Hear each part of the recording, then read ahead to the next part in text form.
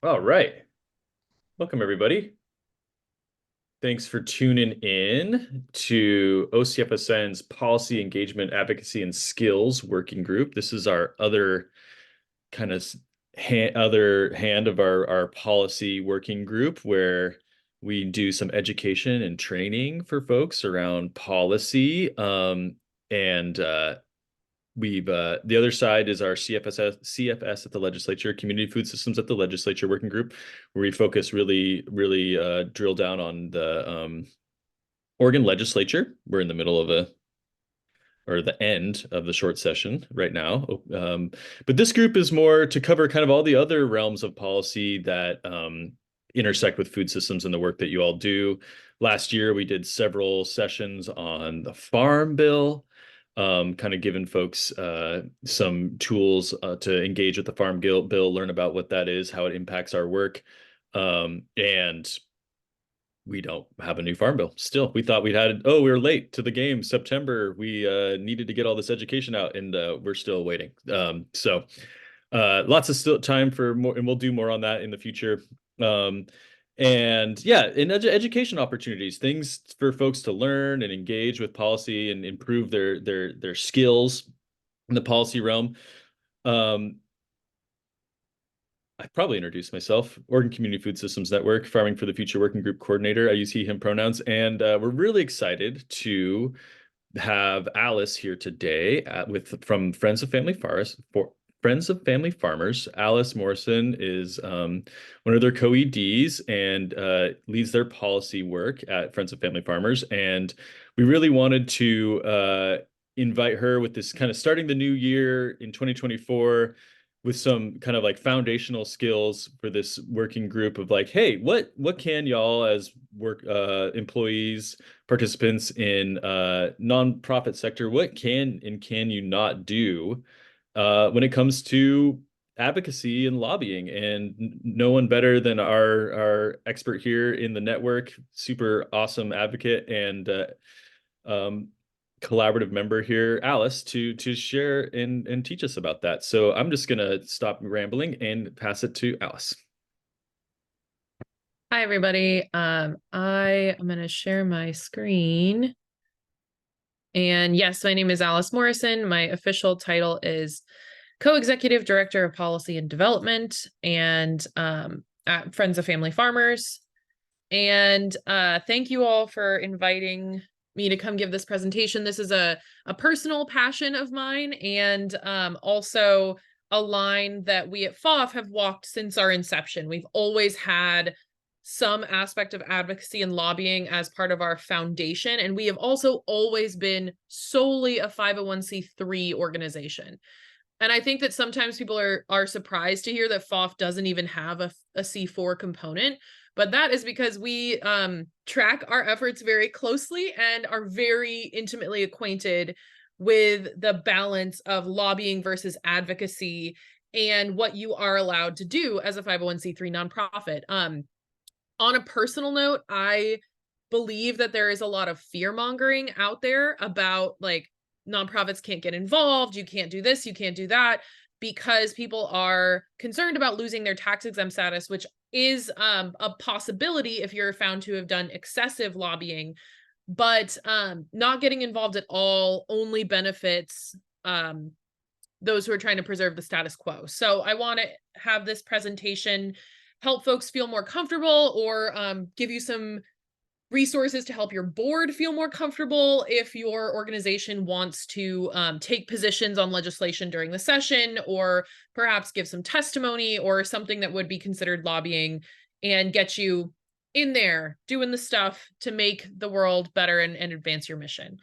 So this is the present. I can send out the presentation, and there's some really great resources from the Nonprofit Association of Oregon. They've been doing a lot of advocacy on advocacy lately and putting out some great resources to help folks understand what their role can be. So let's dive in. Oh, there we go. Oh, so this is me and my organization, Friends of Family Farmers. We were founded in 2005, and we have always been a C3 doing limited lobbying and a lot of advocacy. So let's get into it. Today, we're going to cover what is lobbying, what is advocacy, the substantial part rule, and electioneering. So what is lobbying, and what can 501c3 nonprofits do? And can they do it? The answer is yes, C3 nonprofits can lobby, and you are only lobbying if you are speaking to an elected official about a specific piece of legislation and asking them to vote on that in a certain way. So if you are talking, and this is, and when I say speaking and talking, I mean communicating in any way. So if you're writing to them, you are, you know, shouting at them in a rally, or if you are sending them an email, those all count as lobbying. But if you're talking to someone who is an elected official about a specific piece of legislation, you're not talking broadly about an issue. You're talking about like HB 4059, for example, and you're telling them you want them to support it, or you're expressing that your organization supports it and they should too. So those are the components. And there are two types of lobbying that you do need to be aware of as a C3 organization. There's direct lobbying, which is what we think of. Someone employed or contracted by or directly representing your organization is doing the lobbying. So if it's an employee, if you have a contract lobbyist, if you have a board member who is officially representing you and they're going to the Capitol or testifying or doing that, then that is direct lobbying. Grassroots lobbying is when your organization tells members of the public to lobby elected officials. So it does count. Like, I'm sure lots of you are on the FOF email list and you've seen that we're in a space right now with the legislative session where our top priority bill, HB 4059, about the Willamette Valley Protected District, is facing some. It has to go back to the House for concurrence. It actually just passed out of the Senate just now, about 2 minutes ago. So it's going back to the House for a concurrence vote, and we've been having people reach out to their representative to say, hey, this is super important. You need to continue to support it and not let it fall by the wayside because the end of session is tomorrow. So that time that we spent putting those emails out to tell our public to lobby on our behalf, that time that like me or Brittany put into making that email and sending that out, that is grassroots lobbying. We're telling our constituents, our community members to lobby on behalf of the organization, and we're giving them all of the tools they need to do so. So if you want to engage in lobbying, you do need to track expenses related to both of these categories. And your accountant, when you file your taxes, will ask you about direct lobbying versus grassroots lobbying. And having, we can talk about record keeping later, but it is important to know that those both count and you do have to track them. Cool. Next is, yes, nonprofits can engage in lobbying. It's true. You heard it here first, or probably for the 50 millionth time. Limited lobbying is allowed for 501c3 nonprofits. It's always been a part of our work, and we recommend when you go into this space, especially for the first time, making sure that you are talking to your staff to make sure that they understand the difference between lobbying activities and advocacy activities, so they know when they're doing it, because tracking your staff time and separating expenses for lobbying versus advocacy is important when you come to the substantial part test and to your and to filing your taxes as a nonprofit. So keep that in mind, but yes, totally allowed. And we're going to help you figure out how that works for you. So second part, oh, are there any questions so far? If not, I can dive right into advocacy. And just for those not on your list, I just dropped the chunk of the email from me so you can kind of see Nice. what a call to your constituents. Yes. Yeah. So thank you for doing that, Jen. And like the things that we put out on social media or in our email list that say like call to action, and we are telling you to talk to a representative or senator to express a view either for or against on a specific piece of legislation, that is an example of our grassroots lobbying. Cool. Well, I will keep on, and if you have questions in the chat, we can get to them as we do. So advocacy is everything else. So when we think about our budgets for our programs at FOF, we have our FarmLink budget, we have our Pasture Network budget, and then we have our advocacy program budget.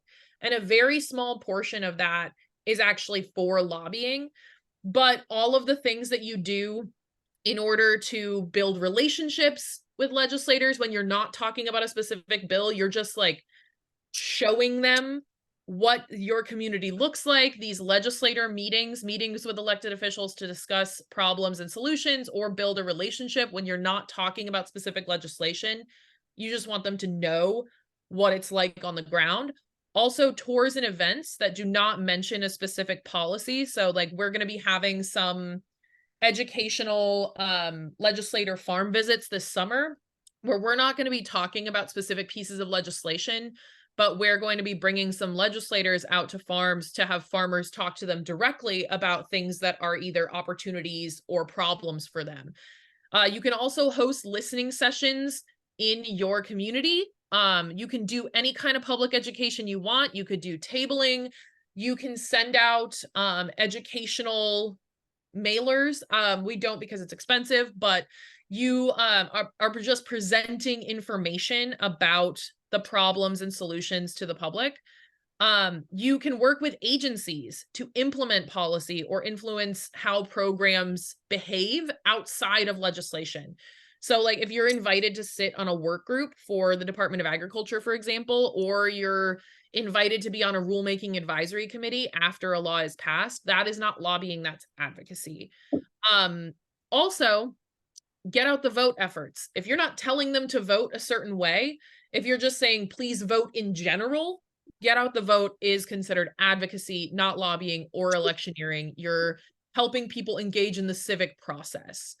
So that's, you want to make sure that you're not implying that you're asking someone to vote a certain way, because we're going to cover that in electioneering, and that's a big no-no.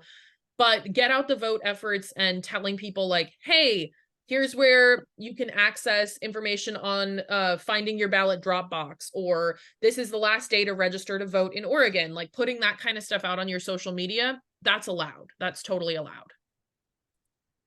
Okay, so we're going to do a little quiz. And you can put this in a in the chat or shout it out, but just some examples of activities that we might engage in and whether those are lobbying or advocacy.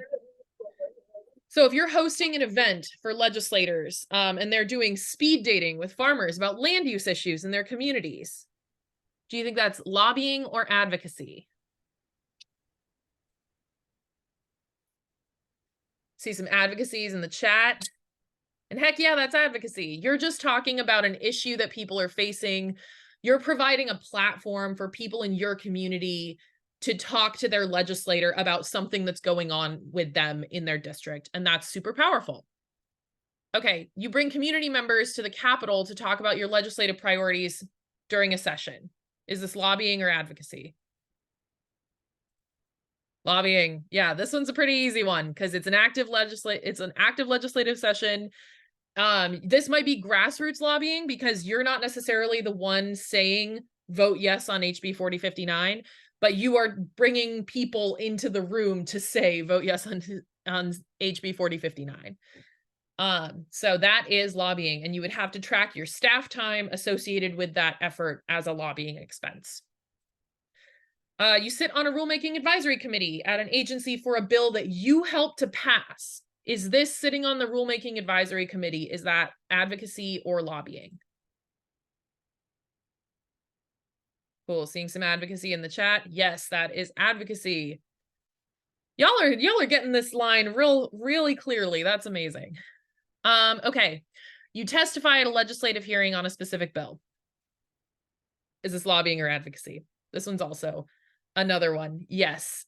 It depends. That's actually very astute, Kaylin, because I put a little asterisk on this because there are instances where you are testifying about the contents of a specific bill. If you are invited there as an expert in that field to give context or for informational hearings regarding that bill, and you're invited there to talk about your expertise on that issue, it would not be considered lobbying. If you are there in order to tell them to vote a certain way on that bill, then it is considered lobbying. So there are instances when you would testify at a legislative committee hearing about an issue that you are passionate about and know a lot about that would not be considered lobbying if you are invited there for an informational basis or to act as an expert by the committee. Is that the nuance that you were going for, Kaylin? Is there anything I missed? That's exactly it. Yeah, the little and asterisk there. yes, tricky one. I see you, Alice, trying to trick us. Because I know people don't often in the nonprofit space, sometimes there's a hesitancy to call yourself an expert, but you work in this community every day and you know the issues that you work on and the people that you serve. And being a resource for the legislature to make sure that they understand the issues that they're working on is so crucial. So if you get invited to one of these informational hearings, please, please, please do take the opportunity, because if, as an informational basis, you're testifying as an expert on an issue in general, that is considered advocacy, not lobbying. Are there any questions so far? So there's the Oregon Task Force to End Hunger, and I sat in on a couple other meetings. And it seems like it's a little bit of both, because like one of the things they were talking about was like the PEBT for summer, and there were, you know, state legislators and their aides in the room, and some of the people are like, they're very much lobbying. Where like I'm not really at risk if I'm counting my hours of excessive lobbying, but like if I were, like, does being involved in those kind of conversations, even if you kind of try to stay neutral and aren't doing the advocacy, or you're so clearly part of a group that is lobbying? Yeah, so that's an interesting case because the Oregon Hunger Task Force, usually when task forces are appointed in the government, that is considered advocacy, not lobbying, because that's like you're serving as an expert in a group that is supposed to be presenting solutions or a report or something of that nature. There's usually a goal associated with the task force that's educational in nature. But when you're in a task force meeting during an active legislative session, and there are legislators and their staff in the room, and then if you start speaking or the task force decides to make recommendations on active legislation to the elected officials or their representatives in the room, that does become lobbying. So it's like, if you it's that three-part question. You have to have all three. You have to be speaking to an elected official who, like, I guess it is technically an elected official who has the power to vote on the thing that you're talking about. So if I was talking about a state Senate bill to a city councilor from another city that had no ability to vote on it, I don't think that would be considered lobbying. But if you're talking to an elected official who has the ability to vote on what you're talking about a specific piece of legislation, and you are expressing a position for or against that you would like them to take, that even in a space that's not always going to be lobbying, that would be considered lobbying for that portion. So keeping that in mind, and if you're in those spaces, being aware that you might have to track your time differently.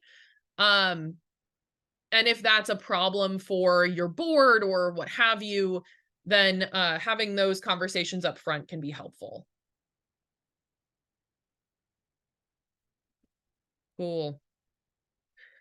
So now we're going to talk about how much lobbying you can do, the substantial part test, which I wish it was a little clearer, but the substantial part test is not super clearly defined by the IRS, but you have to prove that as a nonprofit, lobbying takes an insubstantial part of their budget.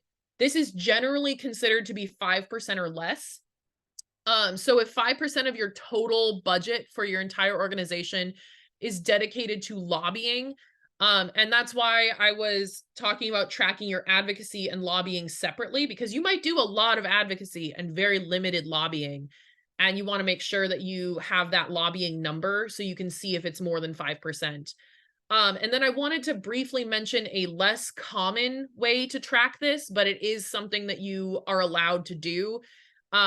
Section 501H of the nonprofit code allows organizations to elect to be covered by a more specific test and set of rules contained in the Internal Revenue Code.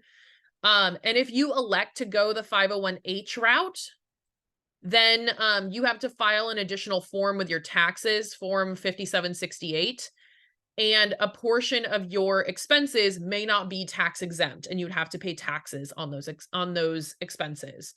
And this is the table that's listed in these materials to say, like, oh, okay, if you have less than $500,000 of lobbying expenses, then 20% of those are exempt. But if you have more but less than $1 million, then so on and so forth. So just making sure that you are tracking these. I don't think that necessarily any of the groups on this call have more than $500,000 of lobbying expenses. But if you find yourself in a position where your lobbying expenses are more than that substantial part, using the 501H and filing a Form 5768 with your taxes is a way to maintain your C3 status while continuing your activities as they are. I would definitely talk to a tax professional about this and not trust me, as I am not a CPA. But this is what, like, the guides tell us, that there is a way if you find yourself in a position where you have more lobbying expenses than that 5% substantial part. Okay, so that's why it's so important to track your expenses. And when we're talking about lobbying expenses, of course, if you're hiring a contract lobbyist, that contract is the lobbying expense. If you have staff who are doing lobbying, then all the staff time associated with those activities, including travel time to a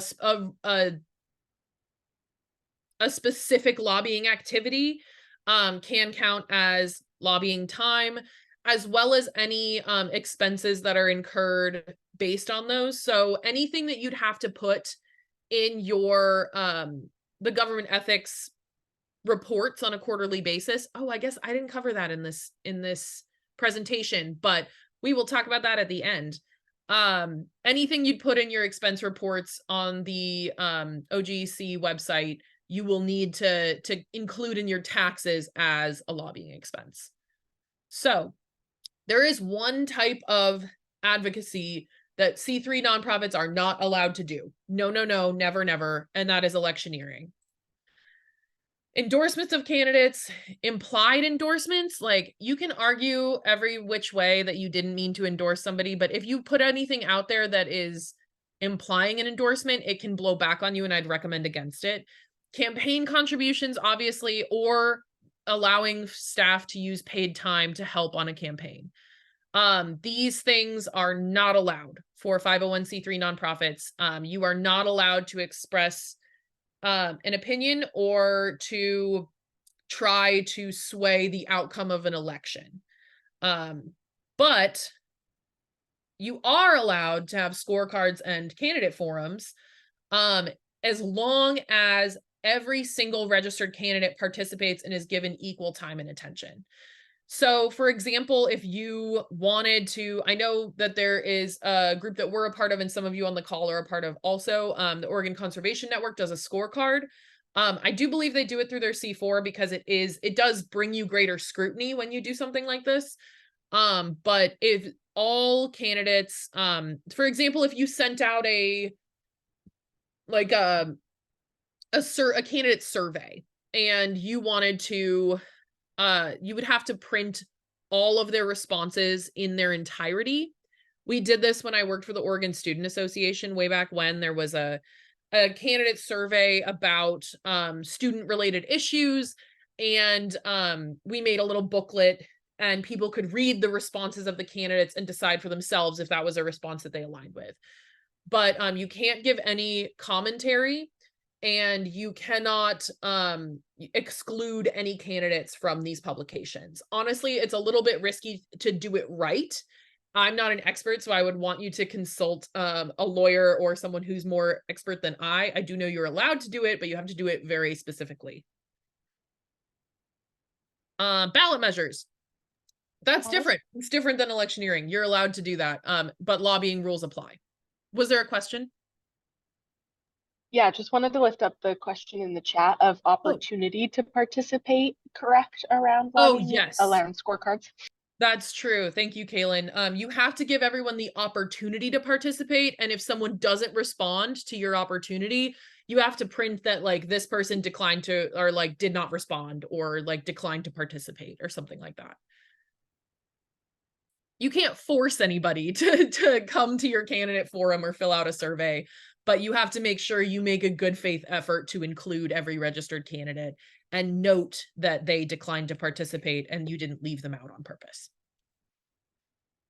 But you can endorse ballot measures as a C3 nonprofit, because that's an issue, not a person. So same rules as lobbying, though. It lumps into your lobbying expenses. So if you're cutting it close on that 5% substantial part and there's a ballot measure that you want to work with, take that into consideration. I think that's the end, but I did want to mention really quickly that there is a registry with the Oregon Governmental Ethics Committee or Committee Coalition. I don't know. It's a government entity, the OGEC, where if you are a lobbyist, and that's someone who lobbies. So I think it's like if you plan on lobbying like more than 20 hours in a given year, then you should be registering yourself as a lobbyist. Like I am registered as a lobbyist. Also, my contract lobbyist is registered as a lobbyist. And you have to register with the Oregon Governmental Ethics Committee and say who you are a lobbyist for. And then they also require you to file quarterly reports on what your expenses were and report any gifts given to elected officials or expenses for elected officials to participate in things that you've covered. And you cannot give a gift to a legislator that is worth more than $50. So keep that in mind if you wanted to, like, if somebody does something really great for your community. And for example, sometimes in my, like when we talk about meat processing and things like that, and somebody's like, I'm going to give them some steaks, like to thank them for their advocacy. Watch out, steaks add up quick. So no more than $50 in any gift to a legislator. And you have to report lobbying expenses to the Governmental Ethics Committee on a quarterly basis. That's an online system. They make you fill out a report. They send you a lot of reminders. So any other questions? That was awesome. Thank you so much. Great. Was there anything that you hoped I would cover that I did not get to? Oh, Kaylin. Thanks, Alice. This has been awesome. And I really like that you encouraged people to like answer the call when legislators and legislative committees ask for you to come and be experts. I am curious. There certainly are groups that have PACs that do make contributions, and I'm curious whether you can speak to that, or if other folks are not interested in PACs, political action committees, then we can set this aside for another day. But, you know, for instance, I know Oregon Association of Nurseries has Oregon Nurseries PAC, and they, you know, use funds to select candidates that they want to endorse and support for elections. I know, you know, OCN does similar work through OLCV, although through their C4. So clearly this is not geared toward C3s. but I'm curious whether folks are interested in PACs and whether this is something that folks think about. Thanks. Sorry to spring that one on you, Alice. No, that's great because it is something that we think about a lot. And I think that like I've worked for organizations that had a C3 and a C4. And the thing to think about if you are a C3 nonprofit who wants to interact with a C4 is that you cannot give any funds that were given to you in a tax exempt way to a C4 organization. So if I was fundraising for FOF and then passing that money, like giving a tax exemption for us and then passing that money through to a C4, that's illegal. So don't do that. But, and also you have to track your hours differently if you have two of those entities. But I think it is something that like we get asked about a lot. And if we wanted to start a PAC, so hey, if OCFSN wants to start a PAC, I would entertain the idea of helping, but we'd have to have separate fundraising streams, separate tracking, and a separate like administrative systems. But I think it's really powerful because that is so common on the like big ag side and commodity commissions, having a C3 and a C4 in order to endorse and to give campaign contributions. So there's a lot of talk about like whether or not organizations like ours should go in that direction. FOF has decided not to so far, but I don't know. Maybe if there's enough conversation in the future, we should. What do other people think? Have you had those conversations out there in the world?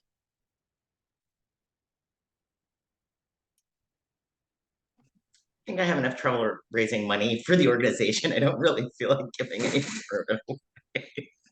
Yeah, that's my thoughts right now is like I feel like if there was going to be a PAC in the community food system space, it would have to be a collaborative PAC. And like maybe if we banded together, it would be possible because there is quite an administrative burden. So that's why you tend to see them in larger organizations or like more well-resourced spaces. But they are powerful. We've seen that over and over and over again. Tara, what's up? Hi, thank you. I was just wondering, so I just started doing this kind of stuff for OAT recently, kind of like jumped into the deep end on OAHP, and like I didn't even know before like a couple of months ago that you could just walk into the Capitol and like talk to your legislators. So I was wondering if you could speak a little bit more about like just tips on how to advocate or lobby, like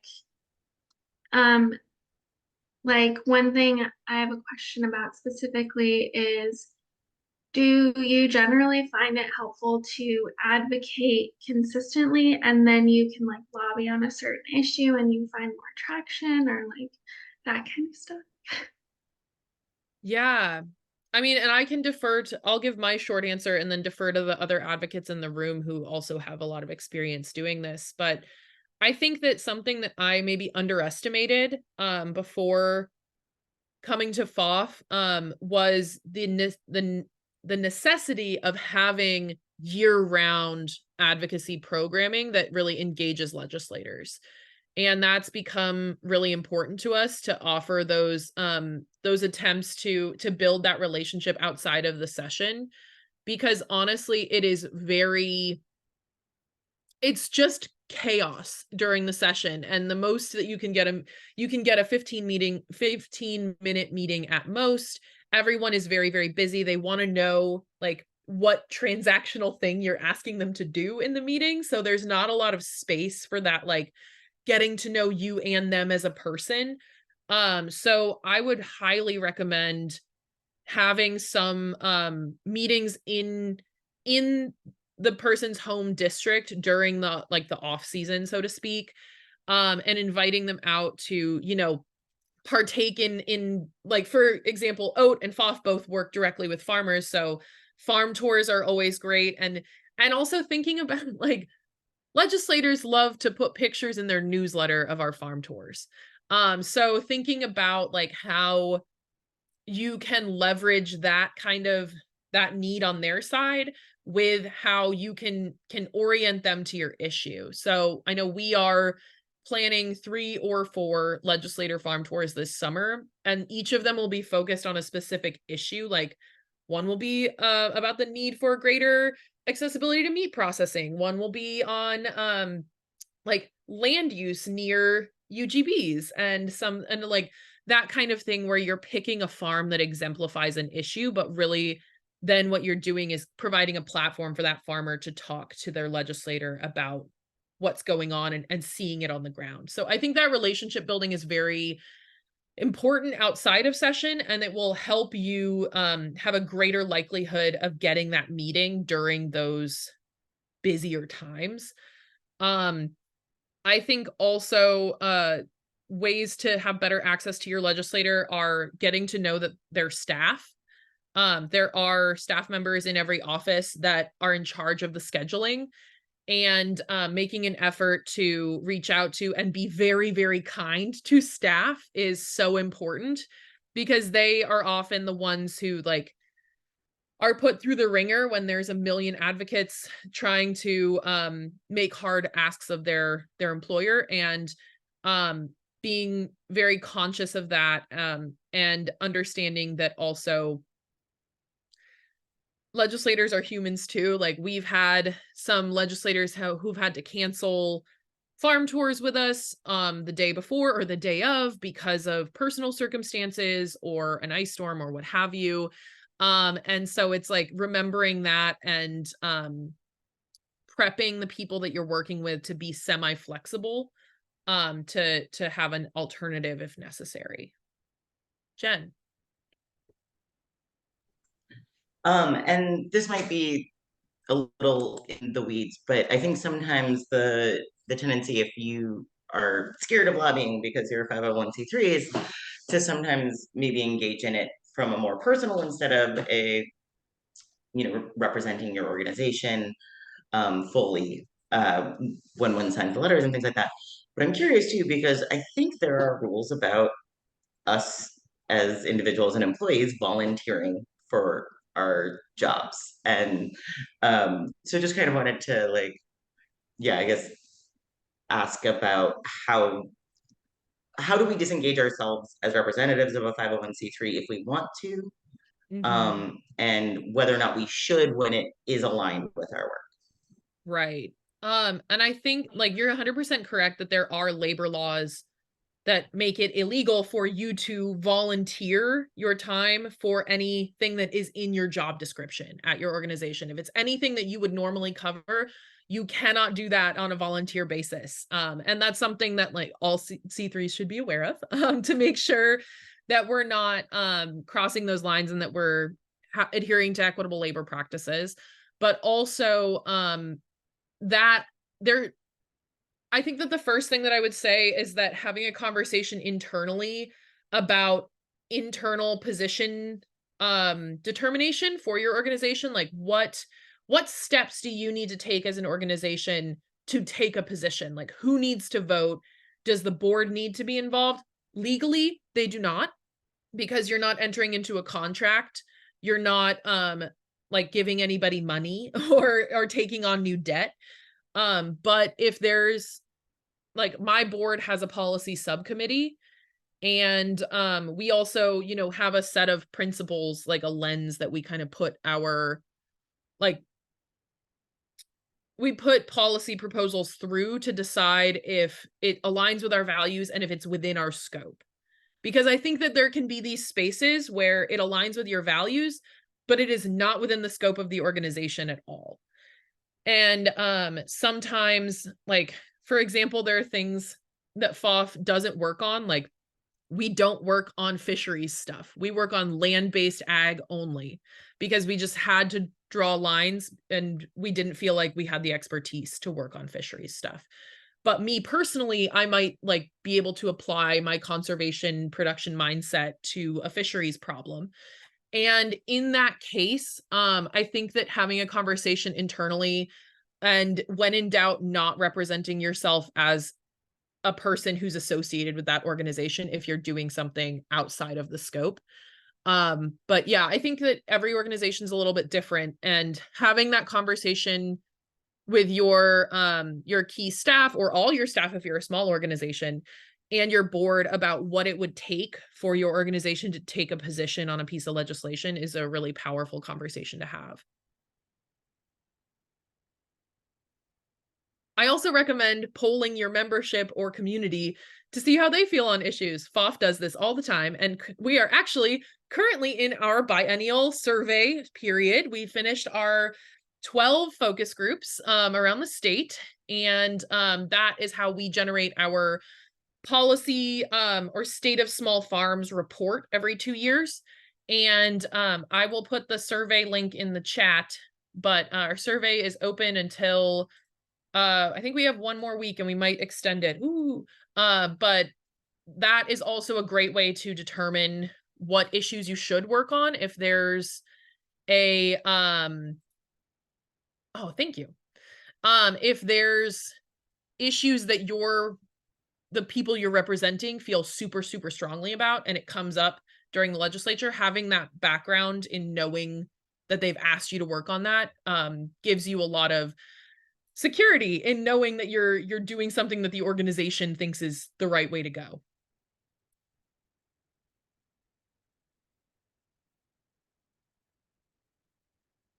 Cool. Thank you. And I'll send out the presentation and a couple of links from NAO that are helpful if you want to have a discussion with your board or anyone else in your organization about what your org can do. Amazing. Thank you so much, Alice. I think that's what we're gonna do today. And hope you all enjoy your afternoon. And so thankful for Alice to bring that expertise. Really amazing presentation. Tell your friends. We're going to put it up on the OCFSN YouTube channel. So this will be a perennial resource for our members, the network. So, and if you have time, help Alice out and take the survey. Yeah, please do. 15 minutes you go back. Yeah. Also, if you have any questions about the Oregon Legislative Information System, the website that the legislature uses, we have a tutorial video on FOF's site about how to navigate OLIS that is narrated by me and Brittany. So I will put that in the follow-up materials that I sent to Andrew to send to the group, or I can just send it to the group because that can be a barrier as well. You got to be able to see what you're working on, and that system is a little particular. I just want to lift up Alice, because this was a great resource for folks, and this stuff is it feels arcane, and when things are hard to understand, they're scary, and then people tune out. So lean in, get in the building. I love the comment about, it is not widely known that we can get in the building and we can talk to people. So I love that OCFSN is building this up and like flexing this muscle. And I'll also share that I think circling back on the idea of a community food systems PAC is a worthwhile endeavor. And it doesn't have to be big. Oregon is small enough, and our election process is small enough where a small gift can make a big difference. So again, to be crystal clear, this is not 501c3 activity. This would be separate PAC activity, but I think that could be another way to really grow the power. Amazing. All right, y'all. Thank you so much. We'll talk to you soon. Thanks. Bye. Thanks, y'all.